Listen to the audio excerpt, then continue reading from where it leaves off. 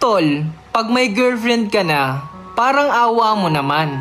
Yung mga girls na nagta-thirst trap dyan sa stories mo, napasimple mo namang hina-heart emoji, smile emoji, pini-PM mo pa nga minsan. Oo, ikaw yun.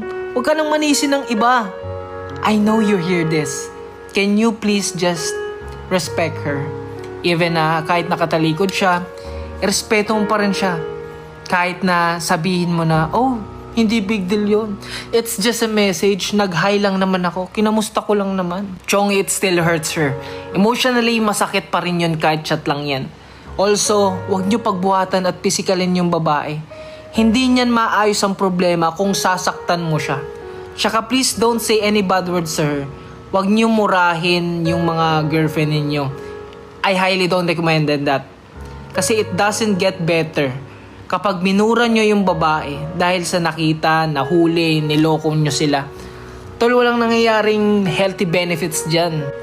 Huwag na rin kayo mag-accept ng mga girls sa ninyo, Facebook, yung mga friend request, sa mga suggested add friends. Huwag nyong i-add yun sa mga IG followers porket maputi, hot as fuck, sexy, malaki bumper, Latina looks, etc.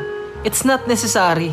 Tol, yung mga ganyang girls, yan yung mga naghihintay na mag-break kayong dalawa or either nainggit lang yun sa relationship na meron kayo. Tol, ang tunay na lalaki na nasa isang committed relationship at mahal na mahal yung babae, ni kailanman hindi sila gagawa ng ikakasama ng loob ng partner nila.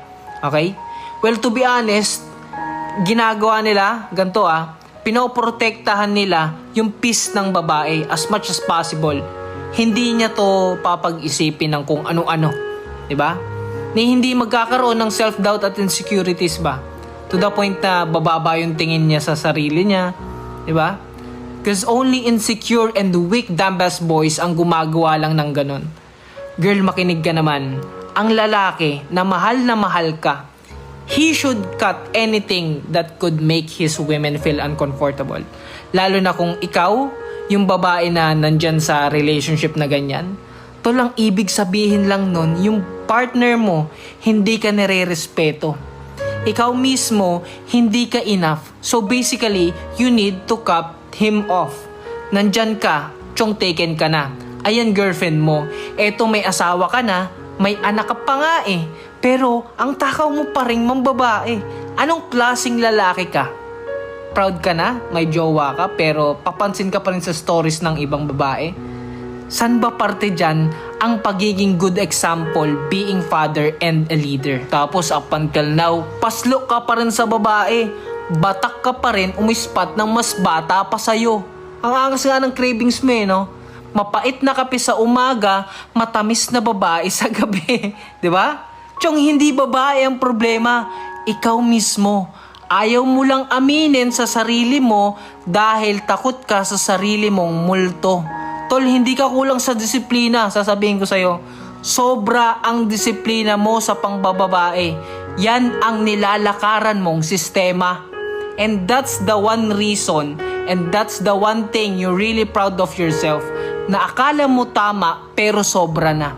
It's not about discipline, but it's really regulating your nervous system to practice ang pagiging babaero, na kahit kasama mo araw-araw yung partner mo, kaya mong humarap sa kanya na para bang walang nangyari. Kasi pinapractice mo nga yung sarili mo na maging ganyan.